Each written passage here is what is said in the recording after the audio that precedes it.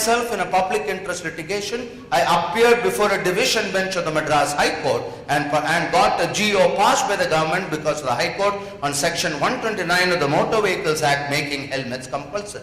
And I'm absolutely delighted with the Times of India editor here. Thank you, sir, for creating that awareness which you and the Hindu are doing.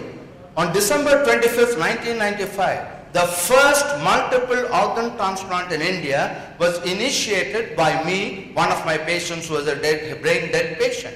It was the first time in the whole of Asia that brain death was formally documented.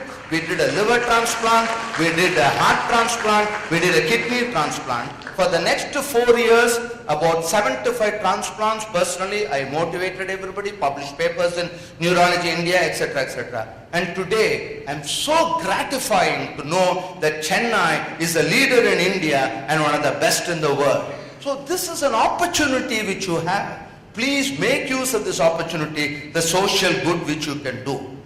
So ideally, what is the ideal doctor in 2020? The ideal doctor in 2020 must be an embodiment, a combination of Sushruta. Never for a moment decry the past. A dwarf standing on the shoulders of a giant sees farther than the giant himself.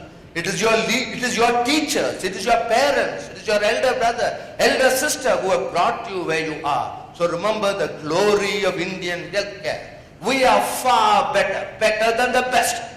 Johns Hopkins, Mayo Clinic, Cleveland Clinic, yes, we have a lot to learn from them, but they have probably even more to learn from us. So never for a moment think that the color of your skin is important. You must have the compassion of Mother Teresa. And of course, you must have the pragmatism of Lord Krishna. If all of you are familiar with the Bhagavad Gita, what happened with Arjuna, you must imbibe all these traits. Of course, you must be an Albert Einstein. Unless you are a scientist, you cannot be a good doctor. How I wish I could be Steve Jobs. And again, of course, for a combination of all this, you really have to be not Spider-Man, you have to be Superman. But considering that all these facilities are available today, I don't think it's impossible for one to be a Superman. My dear classmates, as I would like to call you again, you will be doing an injustice to your children and to your grandchildren if you do not justify this white coat which I have been wearing for the last 46 years. To me, it represents everything. And as I said, I would do anything now to come back, sit down there and go through all this once again. Look at this photograph. To me, this is a very telling photograph. A neurosurgeon in the United States operating on the unborn corrected a meningomyelocele by opening the uterus of a gravid mother. And look at this baby opening its hand and saying, almost saying, thank you, sir, for saving my life. It is shaking hands with the surgeon. This is the world you are going to live in. You are going to operate on the unborn baby. And I think we will be doing malpractice, we will be doing an injustice.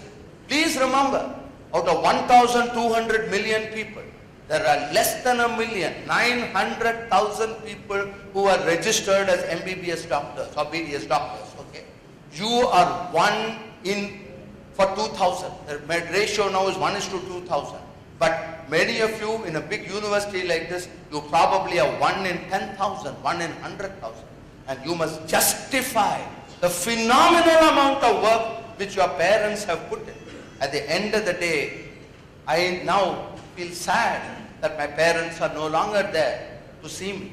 But then I know that whatever little I have achieved today is entirely due to my parents and of course to the family support. My wife is here, my niece is here, she's from Harvard, she has a doctorate from Harvard and an MPH from Cornell. So I think the family support is very important. And so my take-home message is, even if you don't remember the first half of my talk, you will learn technology, you will learn how to implant, you will be fantastic technicians. But I would like you to be not mere technicians. I would like you to wipe. TLC is not telephone link care or television link care. It is tender, loving care. At the end of the day, empathizing with the patient, wiping the tears of a patient can even be done virtually. Preventing the tears from coming in the first place. That is what justifies the wearing of this white coat. Please let us never ever forget that it's an honor and a privilege to wear this white coat, and we need to justify this. Thank you, sir.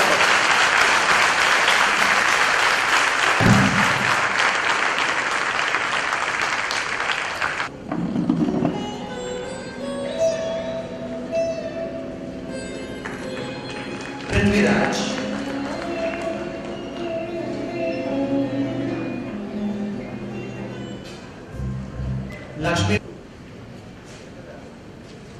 Sri Varsha. Now, Dr. Ganapati, in his address, he said, do the job you hate the most. I hate to take a lecture during lunch hour or pre-lunch session.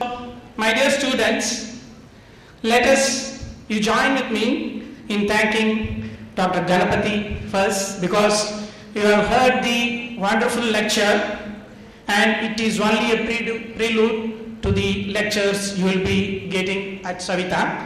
I want all the students to stand up and say